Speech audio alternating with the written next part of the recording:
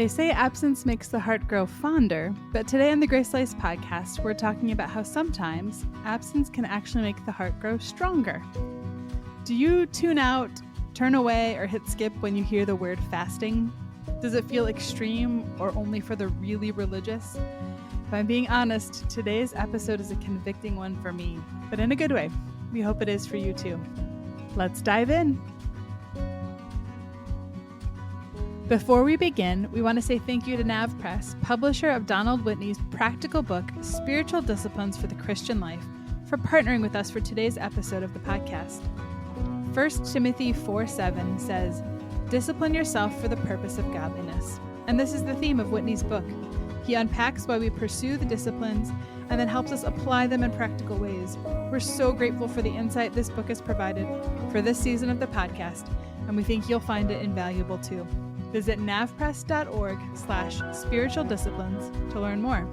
Now, on to today's conversation. Wow, so many of us feel intimidated already with the word fasting, but don't be intimidated. Don't skip. Let's have this conversation. I promise you, we're going to be better for it. So before we get much further, why don't you define biblically what fasting really means? Oh yeah, no big deal. Just define that. So what we're talking about today, we are talking about the voluntary abstinence from food for spiritual purpose. That's like the biblical definition. The Bible really only talks about fasting from food. But our conversation, we're actually going to broaden it out a little bit more and talk about the voluntary abstinence from anything that has too much influence on our hearts or our time. So there's this really great quote from a theologian he said, "The early fathers believed that a person's appetites were linked. Full stomachs and jaded palates take the edge from our hunger and thirst for righteousness. They spoil the appetite for God." So the idea of that there are things that kind of take away our hunger for righteousness or for the Lord. And so those are the types of things that we want to explore saying no to for like a period of time. The words I heard you say just now is things that have too much influence on our hearts or on our time, or that they spoil the appetite for God. Those are words that are convicting for me, right? So I don't know. I'll just get real honest right now and just say, I can't remember the last time I truly fasted. Now, I'm not talking about when I, you know, didn't do carbs for a while, or chose not to have sugar in my diet, or just turned off my phone. Yes, those are all could be fasts, but I have not intentionally fasted, as in for the purpose of spiritual growth and being more satisfied by God. I have not done that in a really long time. So here we are. We're going to explore this conversation, knowing that my one small thing will probably end up being that I'd like to pick up this rhythm once again. Yeah, I'm in the same boat. It is not a regular part of my walk with the Lord. It's one that I've been learning about and thinking about and trying to grow in, but it's for sure out of all of the episodes for this season, I think this is the one that we came to with like, are we qualified to talk about this? Not that we're like overly qualified to talk about any of them, but we at least have maybe a little more familiarity or experience with some of the other rhythms. And this one is one that we're really kind of like, if this is new to you, we're right there with you. So, well, and it's really that this whole entire season is about preaching these disciplines to ourselves, like reminding ourselves how we need these things. And so we're not claiming to be experts or those who are, somehow doing these things perfectly. It's a conversation among girlfriends and friends to simply say, okay, is this part of your life? Because why or why not? And if we're going to do it, what is the purpose? And so what is really the purpose here? Is it just giving something up? No, I think it comes back to like a lot of these rhythms and habits that we've discussed. It comes back to our heart posture, right? Like fasting isn't just a thing that we get to check off on our list, like, yep, did it, done. moving on. It's something about how we come to the Lord, how we choose to give something up in order to focus more on Him or to know Him better. Um, yeah, I think that there's a lot more of our heart involved. It feels like a very tangible act because it is so related to something we do all the time, every day. Yeah. But I think when it comes down to it, it really is more about our heart. I mean, the thing is, as much as it's healthy for the body or for our minds or whatever it is, there are lots of things we can give up. And that might Hmm. be good for our bodies or good for our rhythms or good for our sleep, like turning off your phone at a certain time every day or choosing to go an extended amount of time without eating something, eating some specific thing in your diet. Those are all really good things. In fact, Hmm. my good friend Wendy Speake wrote a book on fasting from sugar, and her desire is for us to hunger for Jesus. But if you are literally just fasting from sugar, just as a diet plan, that's not the same thing as the fasting Yeah. we're talking about, right? So, if we're in some people really recognize the Lenten season, the season in the Hmm. Christian calendar that ends with Easter, right? Yeah. And that whole season, sometimes people give something up, right? Sometimes Hmm. they'll be like, "We're not drinking any caffeine during Lent," or "We're not Eating chocolate. eating chocolate or consuming alcohol," or whatever it is. But even though those things may actually be good for you to take your dependency off of those particular things in your Hmm. life, or no social media, like I've heard about Right. that lately, just no social media during Lent. And that might really be good for you. But a true understanding of fasting biblically would be one that says, okay, if you're going to fast from that, then what are you going to hunger for? What's the, Hmm. you know, what is going to take its place? And I think that's what we really want to really concentrate on today, because I think what we're missing sometimes is just that it's not just about saying no to something, it's about saying yes to Yeah. hungering after God. Yeah. And it's interesting. I think even our discussion and prepping for this episode, it's like, man, just looking that when fasting is referred to in the Bible, Jesus talks about when you fast, just like he talks Mhm. about when Yes. you pray. And Yes. so if we want to really take it seriously, it means like there's an expectation that this really is part of our Mm-hmm. rhythm with the Lord and that there's purpose and growth available for us when we do it. And so I think even just starting there is like, okay, like it's this convicting for me. Like it just feels and it feels a little overwhelming, right? It feels like, okay, well, how do I do this? And how does it start? And what does it look like? So maybe let's start there. Ruth, what do you think? It can look a lot of different ways. We've already mentioned a few Mm-hmm. ideas, but what's your experience maybe been in the past? Have you ever fasted Yeah. from food or something else? What did that look like for you? How did it change your heart? I think just like a lot of things that were commanded or encouraged or exhorted to do, they're not things that come naturally, right? You Yeah. don't naturally desire to go without food, or you don't naturally desire to turn away from something that feels good or that you enjoy. And and in all honesty, just like our first episode on prayer, I don't naturally want to take dedicated time to quiet my heart and pray. I naturally want to go do things and get further and check things off my list and make it happen. So, this idea of fasting, I would say true fasting is a sacrifice of something that comes naturally for you to enjoy, because our hearts are bent in our sinful, fallen state.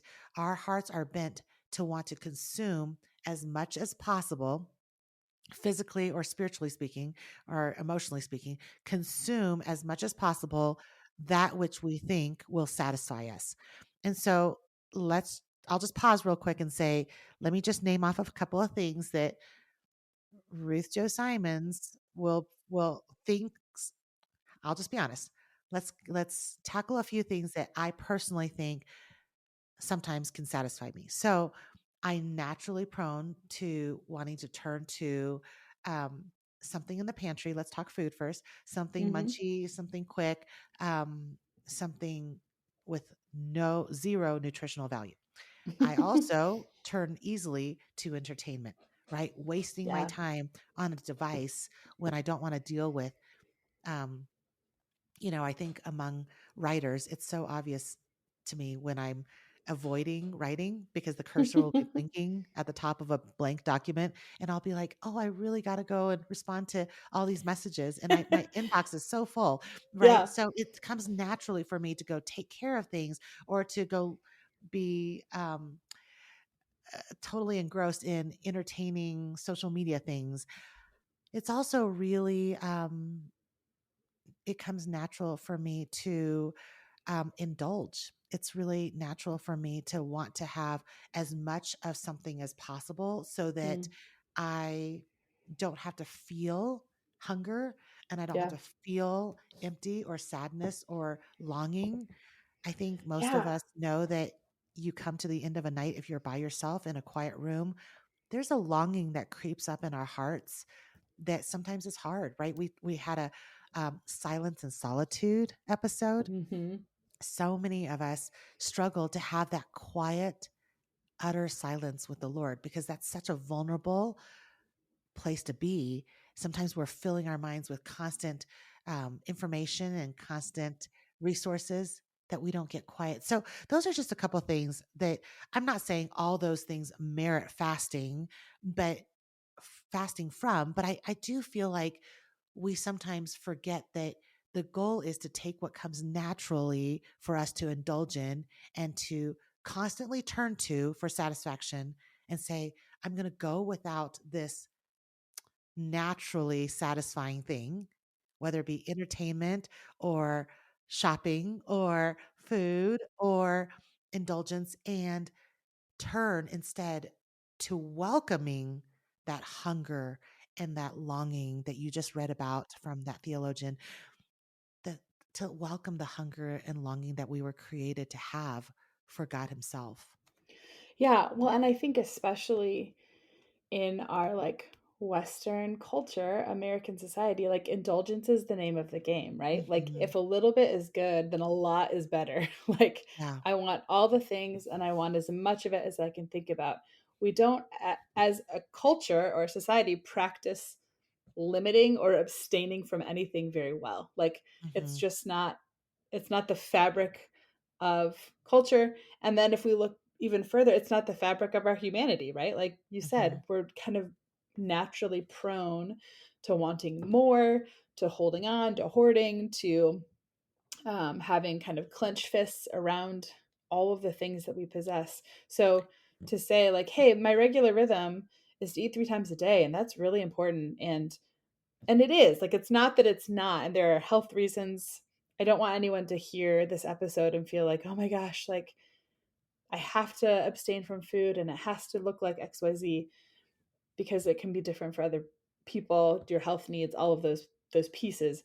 But it is one of those really natural things that we long after, that to say no to Mhm. changes how we feel about things. It changes our perspective on the day, it changes our perspective.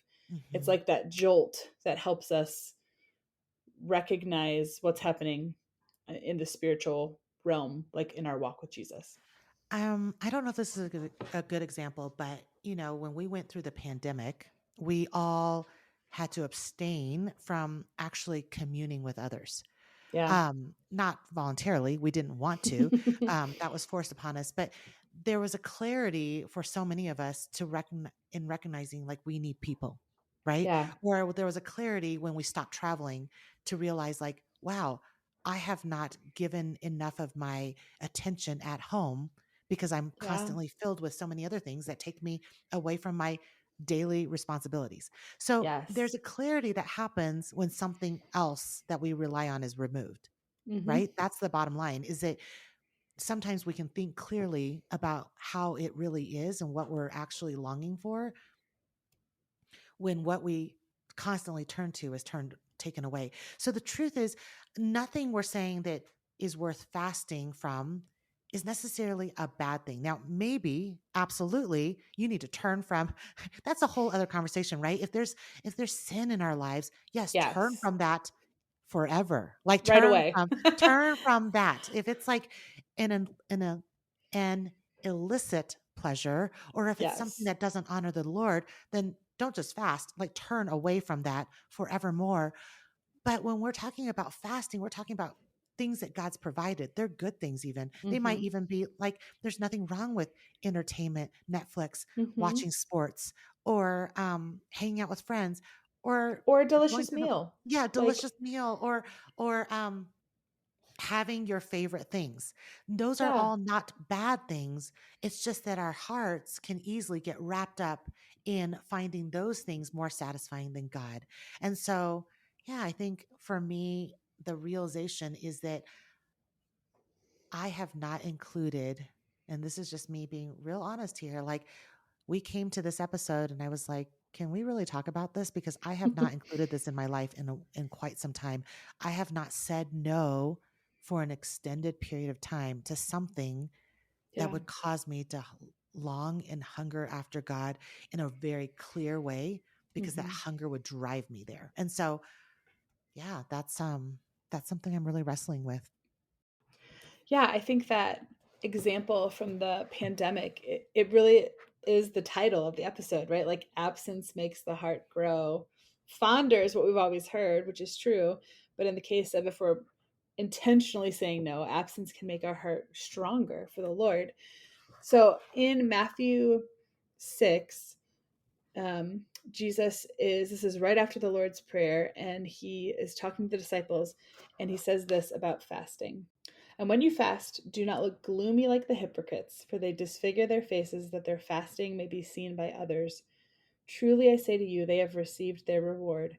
But when you fast, anoint your head and wash your face, that your fasting may not be seen by others, but by your Father who is in secret, and your Father who sees in secret will reward you. So, again, this idea of it being a heart posture, Mhm. that it's not a performance based Mhm.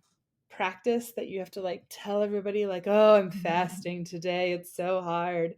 Um, I mean, it feels like that sometimes, I'm sure, but yeah, like that it's between you and the Lord. Like, this is Mhm. something that you're doing in that secret place, the sacred space that you have with Jesus, your Mhm. creator, to kind of process and think and hunger for him and learn more. And so it's not a show for other people. We're back to that heart posture.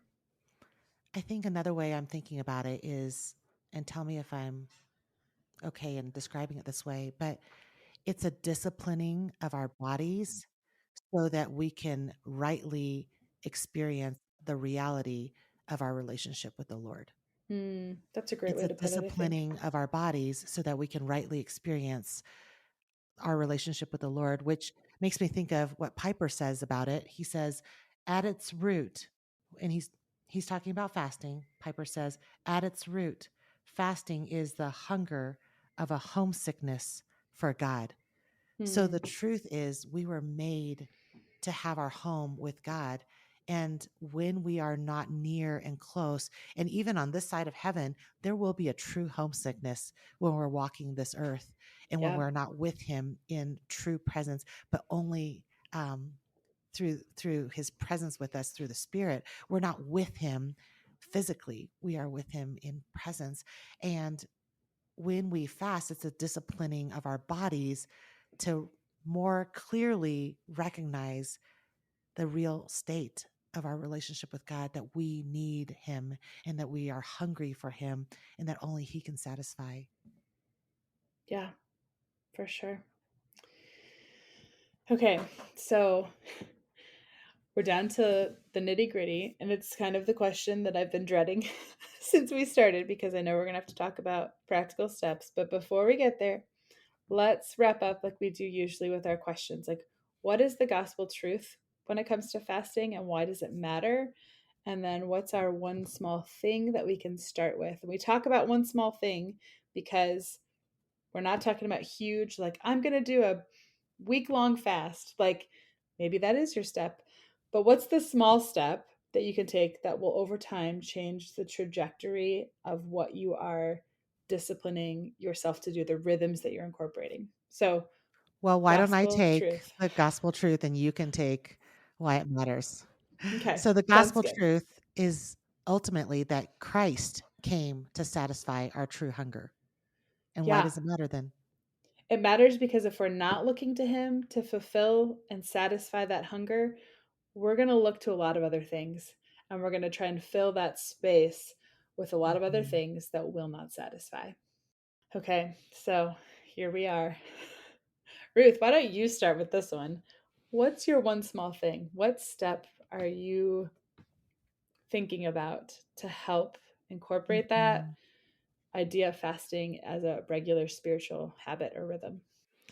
I think after taking some time to do a little more in-depth study about fasting and not just having it float around in the back of my mind like something I kind of know about, kind of will need to get to. First of all, I think I want to do a better job of teaching my family and teaching my boys about it and actually making it a part of the conversation in our home. We all 8 of us, abstain from things regularly. Okay, so if that's not what's foreign to us. What's not foreign, I mean, I think the guys are currently not drinking caffeine, for example, and I say the guys because it's Troy and the older boys or whatever. They're regularly abstaining from things. They're regularly training their bodies and, enhancing their, like, workout performance by not eating certain things or whatever. But what we're not doing as a family is being intentional if we're going to choose to abstain from something to say this is not just for health, but Right? what can we actually abstain from that might be good and fun and even satisfying for the purpose of growing spiritually. And I just feel real convicted about that. And I'll just say I tend to be so all or nothing. Like I've said Hmm. this multiple times. I know Eve, you've heard me say this about reading my Bible and lots of things. I tend to be that person who's like, if I can't do it really well, I don't want to do it at all. Yeah. Or I give up if I'm like, this is too hard. And I'm learning as I get older that even an attempt at something is better than Mm, sitting on the sidelines and not trying. And so yeah. I'm just going to take that before the Lord and say, Lord, help us to start even small. Like start with a one day Hmm. fast. And we will grow our appetite for fasting and our appetite for focusing on the Lord as we practice. And so my one small thing is really get together with a family and figure out what one day and what one thing we can abstain from for the purpose of growing together and coming back together and saying, what did we learn about our hunger for the Lord while we were fasting? Yeah. Yeah. I think that's that reminder that starting with something or practicing something, even if you don't like nail it, it's still worth Mhm. it. Yeah. Especially when it comes to things like this, because to practice, you still have to change your heart posture, right? So even if you get a little bit, it's good. I think, man, my one small thing, this conversation has been going on in my household actually for the last probably 6-ish months. Mhm. Um, we had a class that kind of talked through some of this stuff back in the fall, and my husband and I were like very convicted about it, and we still haven't really done anything about it. So I think my one small thing is just to touch base back with him and say, okay, and like you to say, like, let's pick one day and one thing, and we just need to put it on the calendar instead of saying like, yeah, like we'll figure it out sometime, or like it's on our radar. Like, no, we just need to do it and see what happens and how the Lord would use it. Thank you so much for joining us on today's conversation. I hope that it's been encouraging to you, maybe a little convicting like it was for us. More than anything, with these discussions about everyday habits, we hope that this spurs conversation for you with the people that you do life with. So, whether it's your family, your friends, a roommate, your coworkers, hopefully today's episode gives you some new topics for conversation. If you did enjoy this conversation, we'd love for you to share it on social media, for you to like, subscribe, leave a review, all the things to help invite people to join us for the next episode of the Grace Lakes podcast.